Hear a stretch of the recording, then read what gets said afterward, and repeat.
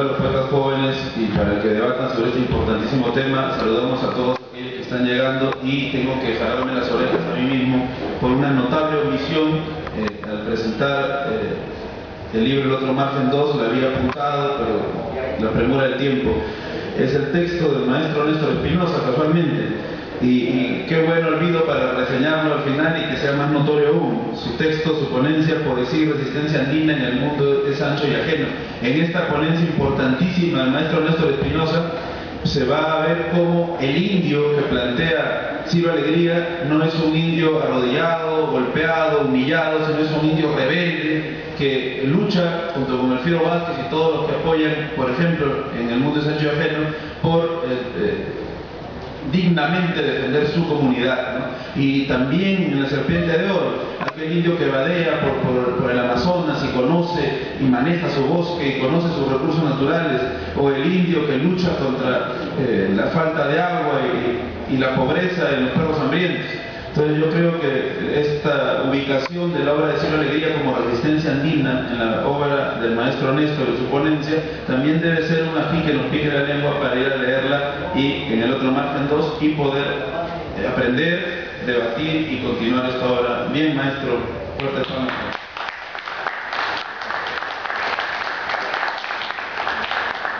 Bueno, ahora sí me toca la vez de abogado del diablo. Estamos aquí con 4 jóvenes poetas, uno jovencísimo y otros ya no tan jóvenes. Me voy a mi extremo izquierda, me voy a la extrema izquierda de la mesa, con todo cariño, a Ochoa, ¿no? Que además son diversos, ¿no? Porque Álvaro, por ejemplo, es pintor, Ernesto es artista, ¿no? Gráfico, yo es profesor, Helmut es escritor, ha sido antologado, ¿no? Es miembro del gremio de escritores, es de Ayacucho. Entonces son 4 escritores muy nuevos y al mismo tiempo muy profundos, lo que los hace viejos en cierto sentido, ¿no? Vamos a debatir sobre el tema de la poesía joven en el Perú. Yo quiero solamente hacer una introducción. Ese tema se ha debatido casi siempre en las décadas que nos han antecedido del 900 y llegó a un punto muy fuerte en la década del 50 y después en la del 60 y después en la del 80, con diferentes matices que se los pongo un poco para generar un caldo de cultivo para lo que tengan que decir. En la década del 50 se hablaba de si la poesía nueva debía ser poesía joven o una poesía proletaria, revolucionaria. En la década del 60 se planteaba que esa poesía podía ser popular si era justamente joven, porque entendía lo nuevo a partir de las experiencias vividas, y hubo un debate muy fuerte en Arequipa, en el Cusco, en Lima. Y en la década del 80, lo marginal en Lima, las barriadas, los nuevos asentamientos humanos, los pueblos jóvenes que se constituyeron con la lucha de la gente migrante, planteó un tema más, ¿no? Las bajas condiciones de vida, la ausencia de medios de subsistencia, la ausencia de servicios básicos, creó una gran población marginal que tenía sus poetas y que ligaba juventud con marginalidad. Entonces yo les pongo a ustedes en la mesa los temas de juventud y política, ¿no? Los temas de juventud y rebeldía y los temas de juventud y marginalidad. ¿Cómo se plantean ustedes a través de sus ideas, de sus experiencias, estas formas de creación estética y estos aportes a través de la palabra? Como primer expositor tenemos al siempre rebelde John Ochoa. Fuertes palmas para él.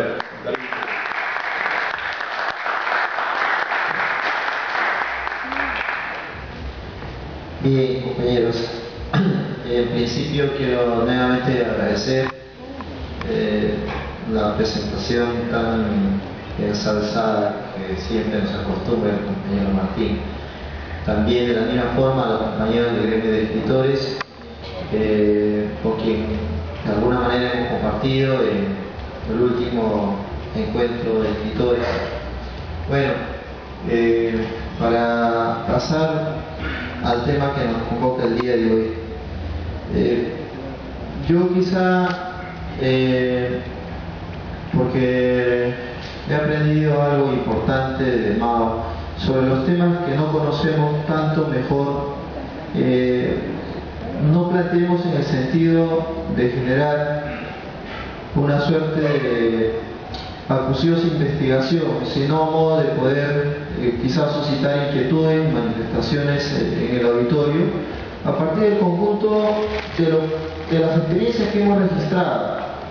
En ese sentido, hay una suerte incluso a partir de esta última entrega del famoso premio Nobel que está arreciando nuestra capital, nuestro país, Latinoamérica y también el mundo, ¿no? La influencia que de alguna manera dentro del proceso de la lucha de clases que generan justamente los escritores renombrados en la juventud, ¿no? En su último discurso uno puede percibir, por ejemplo, de que Mario Vargas Llosa señala de que la ficción supera la realidad, ¿no? En resumen, es eso lo que nos manifiesta. Y uno contrasta con la evaluación que José Carlos Mariátegui hace en la novela Y la vida, en la que, contrariamente a esta afirmación, dice que no, que la realidad excede a la ficción, ¿no? Entonces, ahí hay una clara manifestación de cómo nosotros evaluamos precisamente nuestros quehaceres literarios, nuestras creaciones en función justamente a la realidad, a la vida, ¿no? Me imagino que desde luego ahí hay una unidad dialéctica que nos debe permitir a nosotros evaluar.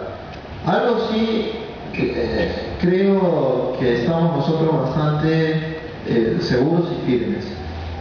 Cada escritor es hijo de su tiempo y obviamente va a ir manifestando el conjunto de experiencias, problemáticas que esa realidad demanda. Circunscribiéndonos en ese sentido nosotros, dentro de este tiempo, nos parece insoslayable, por ejemplo, señalar el proceso de la guerra interna en el país.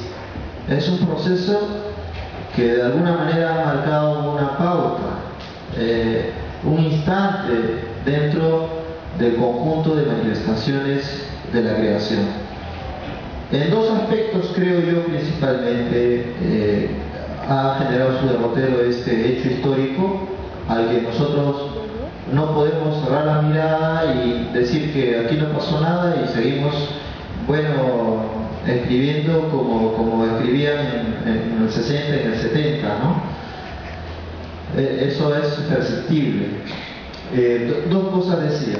Uno, obviamente hay una suerte de aplastamiento total a todo lo que pueda significar movimiento social, movimiento político y toda manifestación de protesta, no solamente incluso en los claustros académicos, sino en las mismas masas, ¿no? Hay una represión total, ¿no? Entonces, eso mismo genera de que las nuevas generaciones simplemente se obvie o no se quiera ver y no se toque esos temas, ¿no?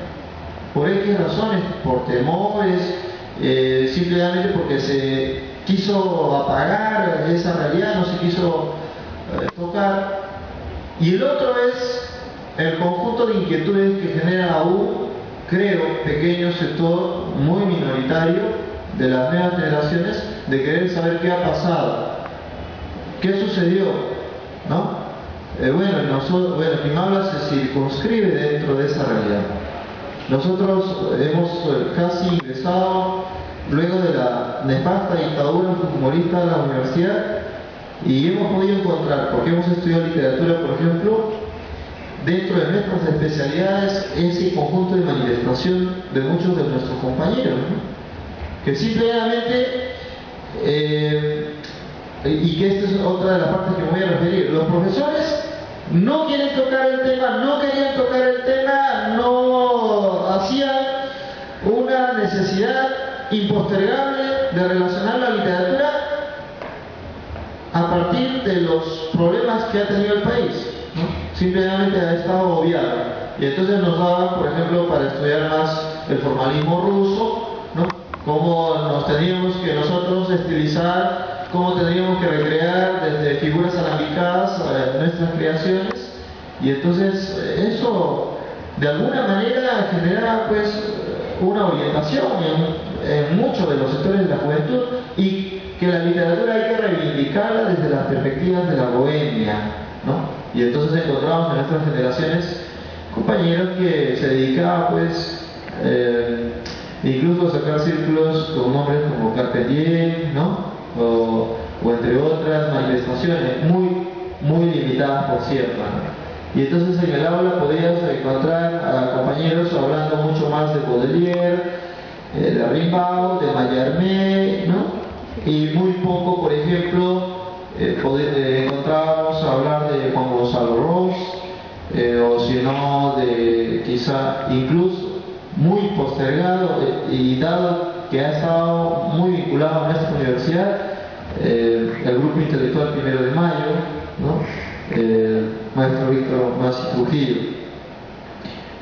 Repito y otra vez, no elijo, ¿no? Víctor Masi Huaychuco, un elemento, y debo decirlo públicamente, altamente reaccionario y nocivo para el movimiento estudiantil. Entonces, eso es un poco lo que particularmente he podido yo registrar, y hemos tenido bien también caminar en algunos encuentros estudiantiles de literatura, y entonces en nuestra generación hay una generalidad de una manifestación de la juventud más ligado hacia cuestiones totalmente superfluas, a nimiedades, a querer escapar al conjunto de problemas que tiene la sociedad. Salvo que me esté equivocando. Pero también hemos encontrado nutritivamente algunos compañeros, algunos elementos que sí quieren ocuparse de estos problemas. Esto atribuye también a una responsabilidad. Hace 2 semanas tuvimos a bien estudiar cómo José Carlos Mariátegui, casi a sus 21 años, entrevistaba a Manuel González Prada, y obviamente le decía Manuel González Prada, opinando sobre los escritores de la generación de Manuel González Prada, que esa generación sería la mejor generación de los escritores que va a tener nuestro país. Y de alguna manera tuvo cierta quizás premonición al respecto. A los 24 años, igualito César Vallejo, justamente aquí tengo la entrevista que le hace, y también refrenda eso mismo, ¿no? Y a lo que yo he podido un poco llegar es quizá esta conclusión un poco fastidiosa. Algunas de las generaciones, inclusive la generación de los 60, ha podido nutrirse, los 60, 70, 80, ha podido nutrirse de buenos elementos y de buenos poetas, de buenos escritores. Creo yo que nuestras generaciones tienen muy pocos referentes de dónde y de quiénes nutrirse. Para mí es un poco lamentable señalar esto, pero quizás sea una realidad, repito, quizás sea redundante, incluso lamentable, y ojalá en esta tarea, en este propósito, sobre todo las nuevas generaciones, entendamos de que tenemos una enorme responsabilidad con lo que viene, y efectivamente hemos decidido tercamente, a pesar del conjunto de situaciones negativas que tiene la sociedad para nosotros, insistir en que nuestras plumas tienen que estar al servicio de nuestro pueblo. Eso, en todo caso, para concluir, en este minuto que me queda, quiero señalar una cosa fundamental, reincidir en esto. Decíamos que en la generación de José Carlos Mariátegui no existía la computadora, el internet, los instrumentos necesarios que nuestras generaciones sí tienen. Sin embargo, se dan el lujo de publicar, de realizar las mejores publicaciones, como la revista Mauta, que nuestras generaciones no pueden editar en estos tiempos a pesar de las condiciones materiales que tenemos. Sucede que, evaluando esta situación, percibía de que efectivamente tenemos las condiciones materiales suficientes para poder realizar este conjunto de manifestaciones.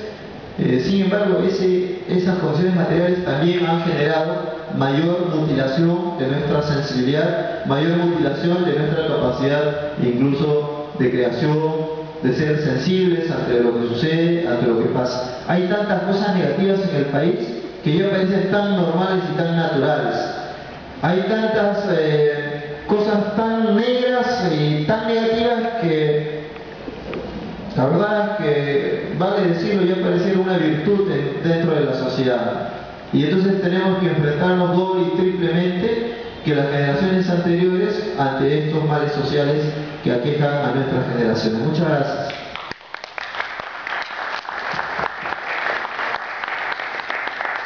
Como siempre, John Ochoa, muy polémico y además respetando el tiempo exactamente, algo que siempre lo caracteriza en estos encuentros. John Ochoa fue miembro de un colectivo, el colectivo Los Amautas, sigue siendo miembro y dirigente, que le puso, le dijo sus verdades a la reacción cuando intentaron domesticar el pensamiento nuevo, el pensamiento de cambio, la estética nueva en la Universidad de la Catuta. Bueno, han sido las palabras de John Ochoa. Antes de proseguir, quisiéramos dar un saludo a alguien muy especial, que es un viejo luchador de muchísimas décadas por la educación en el Perú y por los derechos del pueblo, ¿no? El maestro Fabio Gallo, que está aquí con nosotros. Fuertes palmas para él, fundador del Sindicato de Trabajadores de la Educación, el SUTEC. El maestro es un ejemplo para aquella gente nueva que está hoy en día en el campo de la cultura y de la lucha. Bien, ahora le damos el turno de 10 minutos exactos igual a nuestro querido poeta yacuchano Helmut Gerí Pavón. Fuertes palmas para él. Buenas noches. Primero que nada es un gusto reencontrarme con los amigos desde San Pedro, no nos hemos vuelto a ver, pero siempre hay ocasión de compartir nuevos espacios. Bueno, yo quiero, por cuestión de tiempo y de temáticas, circunscribirme a lo que nos trae a la mesa esta noche, ¿no? Que es el tema de la poesía joven en el Perú. San Pedro había comentado en principio que para mí era un poco difícil como poeta de esta generación posiblemente hablar de este tema. Sin embargo, quiero deslindar esa parte y ponerme en el papel de lector. Yo sí, como lo había dicho ya anteriormente, veo con cierta preocupación, y creo que bueno, coincidimos en la opinión con algunos de los compañeros, colegas, amigos escritores, con cierta preocupación el tema de la creación poética, literaria actual. Yo había mencionado dos factores en ese momento.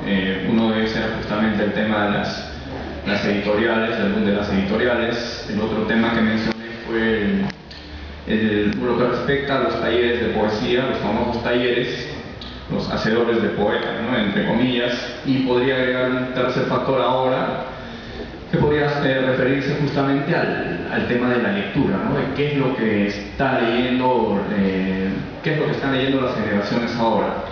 Respecto al tema de las editoriales, conté brevemente una anécdota que tuve o que viví en un viaje al extranjero, ¿no? Que justamente fue las constantes preguntas o asedio que me hacían escritores, incluso ya consolidados, de otros países, en relación a la facilidad con la que se podía publicar en el Perú, ¿no? Y que no tenían ellos. Uno puede ver eso como un aspecto positivo. Sin embargo, creo que acá hay un gran problema con el que tiene que ver justamente el tema que estamos tocando ahora, ¿no? Y que bueno, como digo, desde mi perspectiva es una cuestión un tema de preocupación, ¿no? Justamente yo hice mención a este boom de editoriales que están apareciendo ahora. Hay podríamos decir, una informalidad. No sé si tuviera que haber una ley que regule eso, yo creo que no, porque estamos hablando de arte. El problema, creo yo, que viene a darse a raíz de que se está convirtiendo en un asunto, no para todos obviamente, pero para muchos de estas editoriales que aparecen como una plaga, se está convirtiendo en un asunto absolutamente lucrativo. Entonces no está existiendo un filtro adecuado, una revisión adecuada respecto a los escritores y poetas que se estén publicando. En este sentido, podemos decir que, y me corrijo respecto a lo que en algún momento mencioné en San Pedro, ¿no? De que no se está, di a entender que quizás no se está escribiendo bien, rectifico mi posición. Yo creo que como siempre se está escribiendo muy bien, el problema es que se está publicando mal. Eso pasa mucho por el tema, como dije, lucrativo, y también por el tema de los amiguismos, de los círculos, de las argollas que percibo muchas veces, sobre todo en Lima, ¿no? El otro tema que veo con preocupación respecto a eso justamente son las pseudoantologías que están apareciendo. Están saliendo una serie de libros que no tienen ningún rigor de revisión, ni calidad, ni de forma, y que están apareciendo con el título de antología, ¿no? Entiéndase por antología una selección de lo mejor. Hace algún tiempo leí un comentario respecto a una antología de estas que salió de Perú de un lector, supongo yo, del extranjero, que ponía despectivamente, ¿no? Lo entendía así, pone así, ¿no? Textualmente, ese es lo mejor que tiene el Perú, ¿no? Y lo deja ahí, ¿no? Entonces uno se pone a pensar con eso realmente, ¿no? ¿A dónde estamos yendo? Ahora, lamentablemente, para tomar en cuenta o evaluar un determinado grupo o generación se tiene que tomar lo publicado, ¿no? Supongo, entiendo, y debe ser así, deben haber una gran cantidad de escritores brillantes en Lima y dentro del Perú, pero lamentablemente lo que se toma como muestra es lo que está publicado, y voy a reincidir en ese punto. Lo que se está haciendo es publicar mal. Estará primando, supongo yo, el tema económico. Es fácil tener una editorial aquí, ni siquiera se requiere tener un sello, ¿no? Uno puede hacerlo independientemente consiguiendo simplemente una imprenta. Bueno, el otro tema que